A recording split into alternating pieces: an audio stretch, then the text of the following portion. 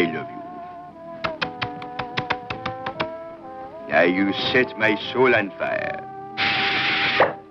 It is not just a little spark. It is a flame. A big roaring flame. I can feel it now.